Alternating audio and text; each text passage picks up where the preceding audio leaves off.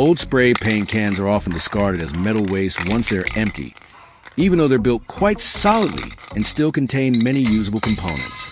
Instead of throwing them away, reusing old spray cans not only helps reduce waste and save costs, but also opens up many interesting DIY possibilities. With a bit of creativity and proper handling, what seems like a useless paint can be transformed into a practical item, clearly reflecting the spirit of recycling and an environmentally friendly lifestyle. Before drilling or cutting, I use a marker to identify 2 fixed points on the body of the spray paint can. Measuring and marking in advance helps ensure that the holes are made in the exact positions intended. After marking positions, I use a nail and a hammer to gently tap exactly on the marked spots, creating small indentations on the metal surface. These indentations help the drill bit bite in from the start, preventing it from slipping or skidding on the smooth surface of can. Next, I use a drill to make 2 holes exactly at the points where the indentations were created earlier. Thanks to these guide points, the drill bit engages the metal steadily without slipping and stays centered.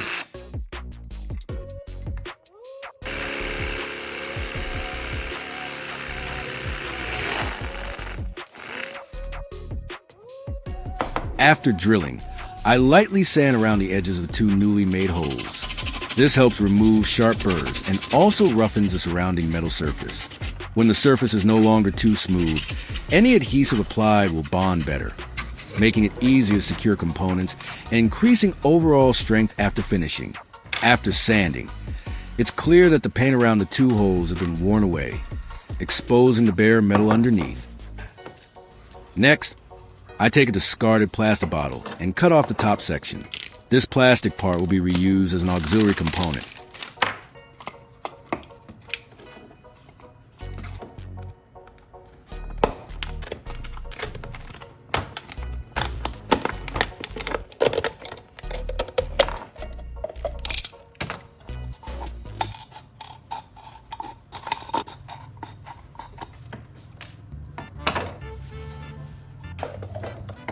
I use a drill to make a hole directly in the bottle cap. The hole is carefully sized so that, when assembled, it has a proper fit, not too loose and not too tight.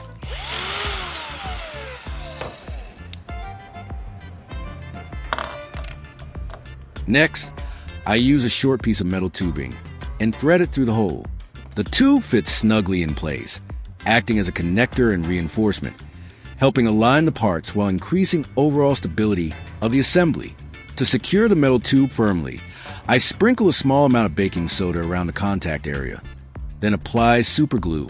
The baking soda reacts quickly with the glue, forming a hard bond almost instantly, which holds the metal tube tightly in place and prevents any movement.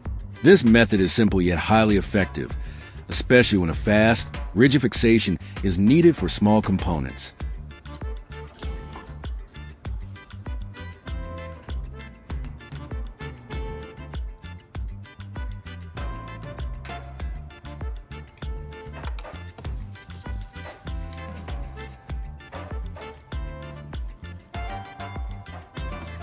After the glue is fully cured, the overall piece resembles a small funnel. The bottle cap combined with the metal tube forms a neat channel that makes pouring paint inside much easier, reducing spills and waste. Next, I move on to cleaning the remaining paint residue inside the spray can. To deal with the old paint stuck inside, I use thinner as a solvent to help soften and flush it out. This step prepares a cleaner interior surface, preventing old paint residue from mixing in during reuse. At this point, the improvised funnel comes into play. I place the funnel into the opening of the spray can and pour the thinner through it, allowing the solvent to flow straight inside while minimizing spills. After pouring the thinner inside, I use tape to seal off the holes that were drilled in the body of the can. Next, I hold the can and gently shake it so the thinner moves throughout the interior. When shaken evenly, the solvent comes into contact with the paint stuck to the inner walls, softening it and causing it to gradually loosen and peel away. After paint inside is softened, I remove the tape from the holes on the body of the can and tilt it to pour the old paint solution out. You can see that the thinner carries away a significant amount of paint residue, leaving the inside noticeably cleaner and clearer.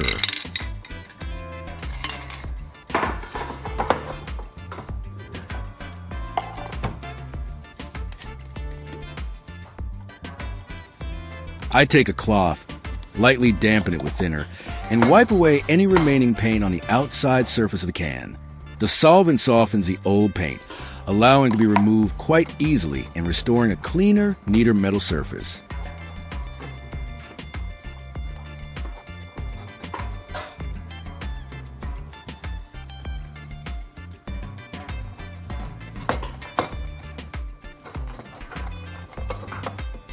After wiping, the can looks much clearer and tidier, ready for reuse or for further finishing in the next steps.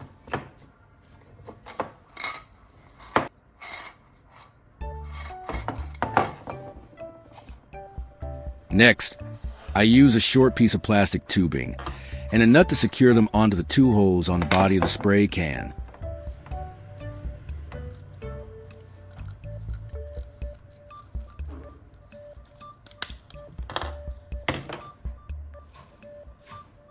At this step, achieving a completely airtight seal is critical.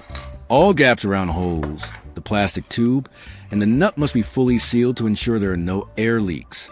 When the system is airtight, the pressure can be maintained steadily while air is pumped inside, preventing gas or liquid from leaking out. Once all the joints are fully sealed, the paint inside is also kept stable, with no leakage to the outside, to ensure durability and long-term reliability.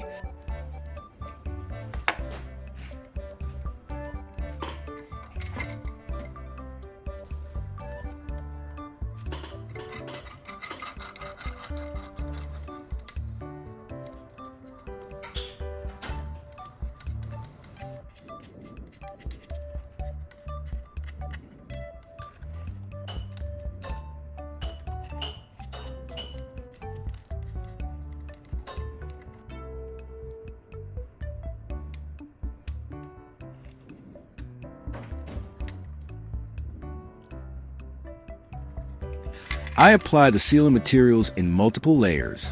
Each layer is allowed to cure before adding the next, helping build up thickness and strength at the joints. This layered approach reinforces the seal, further reduces the risk of leaks, and makes the entire assembly more robust during use.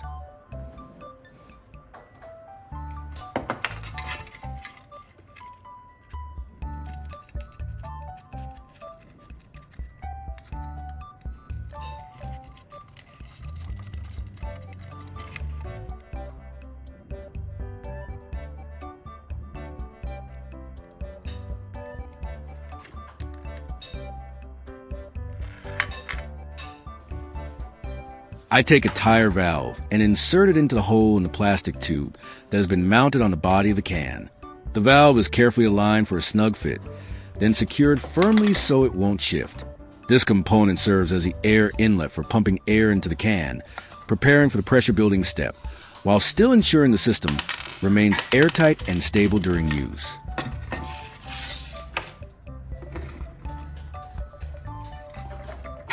To secure the tire valve more firmly, I continue using baking soda combined with super glue to seal around the contact area. This creates a rigid, airtight bond, ensuring the valve stays firmly in place during use.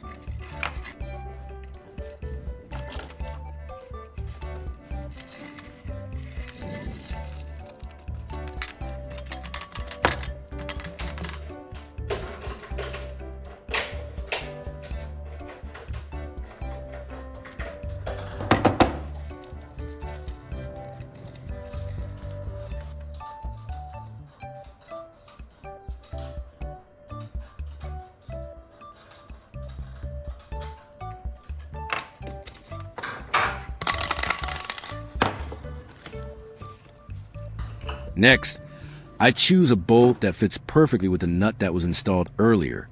To improve the seal, I also make a custom rubber gasket and place it between the bolt head and the surface.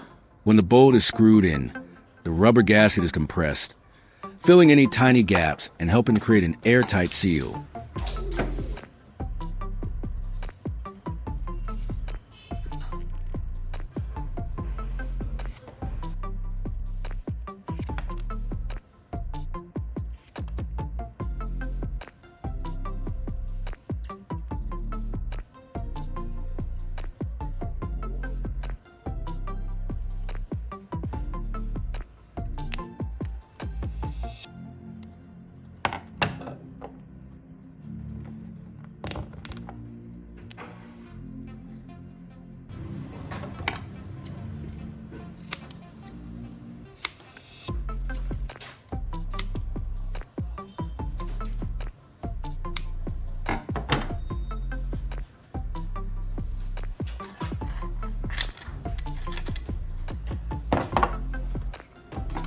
Next comes the paint mixing step.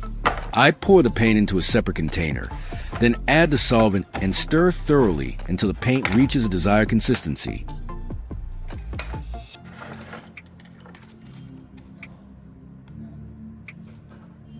Mixing carefully ensures the paint blends evenly without clumping and produces a more stable, consistent color during use.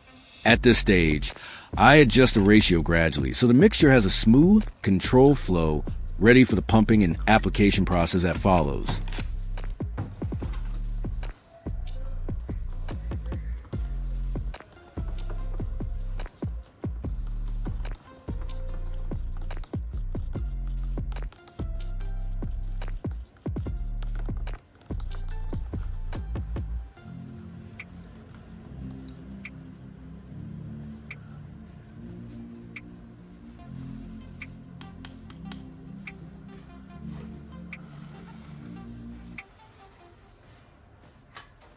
Next, I use the improvised funnel to pour the mixed paint into the can. The funnel guides the paint smoothly into the opening, helping prevent spills and keeping the surrounding area clean. Thanks to this simple tool, the filling process is more controlled and efficient, ensuring the paint goes straight inside the can without waste.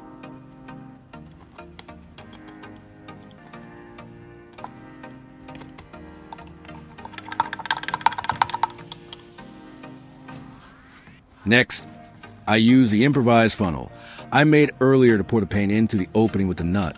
The funnel helps guide the paint directly into the can, keeping the process clean and controlled, while minimizing spills or waste. After filling the paint, I use the bolt to screw the nut back into place. The bolt is tightened carefully so it presses firmly against a rubber gasket, sealing the opening completely. With this setup, the spray can become a reusable container. When the paint runs out, there's no need to discard the can. Simply refill it with new paint, seal it back up, and continue using it.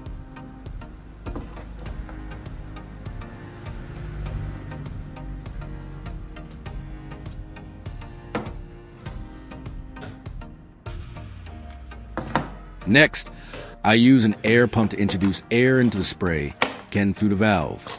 As air is added, pressure gradually builds up inside the can, preparing for spraying. Thanks to the sealed structure and reinforced joints, the air remains contained, allowing the paint to be pushed out evenly when used, without leaks or sudden loss of pressure.